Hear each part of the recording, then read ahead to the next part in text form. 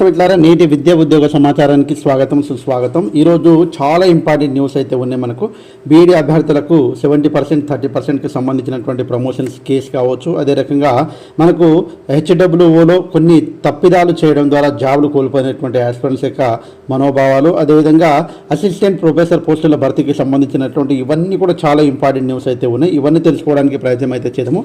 తప్పకుండా మొదటిసారి వీడియో చూస్తున్నటువంటి ఆస్పిరెంట్స్ ఎవరైతే ఉన్నారో తప్పకుండా మీ నుంచి నేను ఆశించేది ఒక లైక్ మాత్రమే. కాబట్టి తప్పకుండా లైక్ చేయండి, అదేవిధంగా సబ్స్క్రైబ్ చేసుకోండి. అదే రకంగా ప్లే స్టోర్ నుంచి మన యాప్ని మీరు డౌన్లోడ్ చేసుకోండి. ఇందులో చాలా పీడిఎఫ్ అనేటువంటిది, అదే రకంగా అనేక క్లాసులు ఫ్రీగా ఉన్నాయి. వాటన్నింటిని కూడా ఉపయోగించుకోవడానికి ప్రయత్నం అయితే చేయండి. సో ఏది ఏమైనా తప్పకుండా మీకోసం కష్టపడి చేస్తున్నాను కాబట్టి తప్పకుండా మీరు లైక్ చేసి ఉంటారు మనస్ఫూర్తిగా కోరుకుంటూ మొదటి అప్డేట్లోకి వెళ్ళిపోయినట్లయితే మెయిన్గా చూసినట్లయితే బీఈడీ అభ్యర్థుల కేసు డివిజన్ బెంచ్ 2కు బదిలీ చేసిన తెలంగాణ హైకోర్టు ప్రధాన న్యాయమూర్తి. అయితే ఇక్కడ చూడండి, మనకు బీఈడీ అభ్యర్థుల కేసును హైకోర్టు ప్రధాన న్యాయమూర్తి మంగళవారం డివిజన్ బెంచ్కు బదిలీ చేసింది. అయితే ఇప్పుడున్నటువంటి సిచ్యువేషన్ ప్రకారం అయితే స్కూల్ అసిస్టెంట్ పోస్టులు 80% డైరెక్ట్ రిక్రూట్మెంట్ ద్వారా భర్తీ చేయాలని కోరుతూ బీఈడీ అభ్యర్థులు తెలంగాణ హైకోర్టులో పిటిషన్ వేసిన విషయము తెలిసింది. ఈ కేసు మంగళవారము హియరింగ్కు వచ్చింది.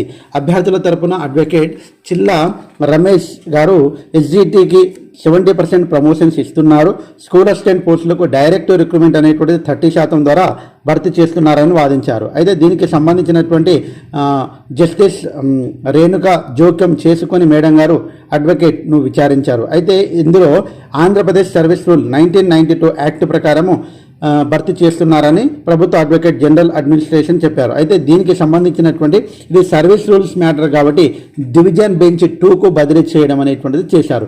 డివిజన్ బెంచ్ 2లో ఎల్లుండికి వాయిదా పడడం అనేటువంటిది జరిగింది. అంటే దాదాపుగా మనకు రేపు రావడానికి అవకాశం అయితే ఉంటుంది. చూద్దాము. 70%, అదేవిధంగా 30%. నిజంగా చెప్పాలంటే బీఈడీ అభ్యర్థులకైతే చాలా తక్కువ పోస్టులు ఉన్నాయి. అన్యాయం అయితే జరుగుతూ ఉన్నది. కాబట్టి దానికి న్యాయం చేసేటట్టుగా ఏ రకమైనటువంటి పాసిబిలిటీ ఉంటే ప్రభుత్వానికి ఆ రకమైనటువంటి పాసిబిలిటీతో ముందుకెళ్ళాలి. ఎందుకంటే ర్యాంకుల ఆధారంగా 1, 2, 3 పోస్టులు మాత్రమే ఉంటున్నాయి. కాబట్టి ఆ రకమైనటువంటి సిచ్యువేషన్లో వాళ్ళకు కూడా న్యాయం జరగాలి. కాబట్టి ప్రభుత్వం ప్రతి ఒక్కటి కూడా వీటన్నింటినీ కూడా ఒక పకడ్బందీగా ప్లాన్ చేసుకొని ముందుకు వెళ్తేనే తప్పకుండా న్యాయం అనేటువంటిది జరుగుతుంది. అదే రకంగా ఓయూ తప్పిదం అభ్యర్థులకు శాపం, ఉత్తీర్ణత తేదీని తప్పుగా ఇవ్వడంతో హాస్టల్ వెల్ఫేర్ పోస్టుల్లో అన్యాయము. ఇప్పుడు చూడండి, భాస్కర్ వనపర్తి జిల్లాకు సంబంధించినటువంటి వ్యక్తి ఆందోళన చెందుతున్న 10 మంది ర్యాంకర్లు సాంకేతిక తప్పిదం అంటూ లేఖ రాసిన ఉస్మానియా యూనివర్సిటీ పట్టించుకునే టీజీపీఎస్సీ ఇప్పుడు వాళ్ళకు పోస్టింగ్ అనేటువంటిది చేస్తున్నారు. కాబట్టి దాంట్లో వాళ్ళకు 1:1 వాళ్ళు ఉన్నారు. అయితే ఇక్కడ చూసినట్లయితే మనము 1:1 నిష్పత్తిలో పిలిచిన సర్టిఫికేట్ వెరిఫికేషన్ చేయడం జరిగింది. వివరాలతో క్రాస్ వెరిఫికేషన్ కోసం ఓయూకు పంపితే వారేమో సదరు అభ్యర్థులు బీఈడీ పాస్ అయిన తేదీని 21 డిసెంబర్ 2022కి బదులు 30 డిసెంబర్ 2022గా పేర్కొన్నారు. దీంతో వెరిఫికేషన్ విడుదలయ్యే 23 డిసెంబర్ 2022 నాటికి బీఈడీ పూర్తి కాలేదనే ఉద్దేశంతో టీజీపీఎస్సీ అధికారులు 17 మార్చి 2025న విడుదల చేసిన ప్రొవిజనల్ జాబితా నుంచి వారి పేరును తొలగించడం అనేటువంటిది జరిగింది.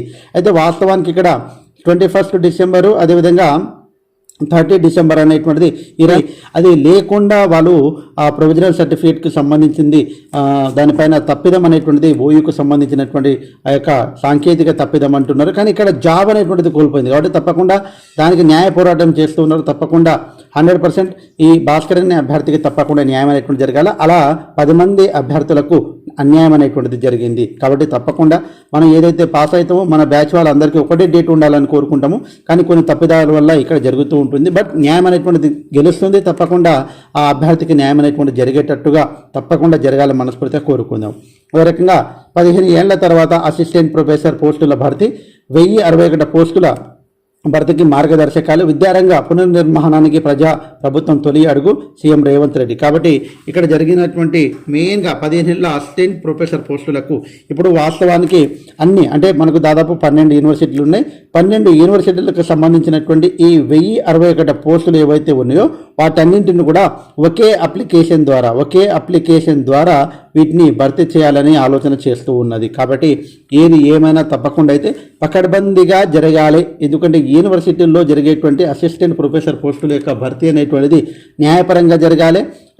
ఎవరైతే ప్రతిభావంతులైనటువంటి మేధావులు ఉన్నటువంటి వాళ్ళు ఉన్నారో వాళ్ళు యూనివర్సిటీల్లో ఉంటే తప్పకుండా మనకు కూడా చాలా బాగుంటుంది. కాబట్టి ఆ దశగా ప్రభుత్వం ఆలోచిస్తే చాలా బాగుంటుంది. సో ఏది ఏమైనా తప్పకుండా మనకు దాదాపు 15 ఏళ్ళ తర్వాత ఈ పోస్టులు రావడం అనేటువంటి జరిగింది. బట్ ఒక ఎగ్జామ్ అనేటువంటిది పెట్టుంటే బాగుండేది అనేటువంటిది అందరి యొక్క అభిప్రాయం. సో ఏసార్నో కామెంట్ రూపంలో తెలియచేయండి. నెక్స్ట్, ఎస్సీ గురుకులాల్లో కోడింగ్ కోర్సులు అకాడమిక్ ఇయర్ నుంచి అమలు. 10వ తరగతి మినహాయించి 6వ తరగతి నుండి ఇంటర్ వరకు కోడింగ్పై శిక్షణ. గురుకుల సెక్రటరీ అలుగు వర్షిణి గారు. కాబట్టి ఎవరైతే విద్యార్థులు ఉన్నారో మనకు 1,52,000 మంది విద్యార్థులు ఉన్నారో దాంట్లో దాదాపుగా కంప్యూటర్ పాఠ్యాంశాలు ఒక సబ్జెక్టుగా నేర్పించడంతో పాటు పరీక్ష నిర్వహిస్తున్నారు. కాబట్టి కోర్సు పూర్తి చేసుకున్న విద్యార్థులు సర్టిఫికేట్లు కూడా జారీ చేస్తున్నారు. కాబట్టి చరిత్రలో మొట్టమొదటిసారిగా మైలురాయిని వారు అక్కడ కోడింగ్ క్లాసులు అనేటువంటిది ఇక్కడ చేస్తూ ఉన్నాం అనేటువంటిది వారు గర్వంగా చెప్పుకుంటారు. వాస్తవానికి కంప్యూటర్ ఒక కోర్సు లాగా కాకుండా కంప్యూటర్ ఒక పీరియడ్ పెట్టి ఒక ఇన్స్ట్రక్టర్ని పెడితే ఈ రోజుల్లో విద్యార్థులకు అవసరమే. సో ఏది ఏమైనా తప్పకుండా అయితే ప్రతి పాఠశాలలో కంప్యూటర్ అనేటువంటి ఉన్నాయి కాబట్టి వాళ్ళకు ఇన్స్ట్రక్టర్ని ఇస్తే చాలా బాగుంటుంది అనేటువంటి విషయాన్ని కూడా ప్రభుత్వం గ్రహిస్తే చాలా బాగుంటుంది. నెక్స్ట్, యూనివర్సిటీల్లో పోస్టుల భర్తీకి ఒకే అప్లికేషన్. అసిస్టెంట్ ప్రొఫెసర్ల భర్తీపై ఉన్నత విద్యా మండలి సమాలోచన. కామన్ అప్లికేషన్ విధానం తీసుకొచ్చేందుకు యత్నాలు. కాబట్టి ఆ రకంగా ఉంటేనే కరెక్ట్గా ఉంటుందేమో.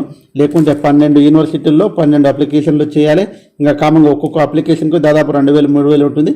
సరే, ఏది ఏమైనా తప్పకుండా అయితే ఉన్నటువంటి విషయంలో తప్పకుండా ఒకే అప్లికేషన్ ఉంటే సరిపోతుంది అనేటువంటిది ఆలోచన చేస్తూ ఉన్నారనేటువంటిది తెలుస్తుంది. సో ఇది మెయిన్గా ఈరోజు ఉన్నటువంటి అప్డేట్స్ అండి.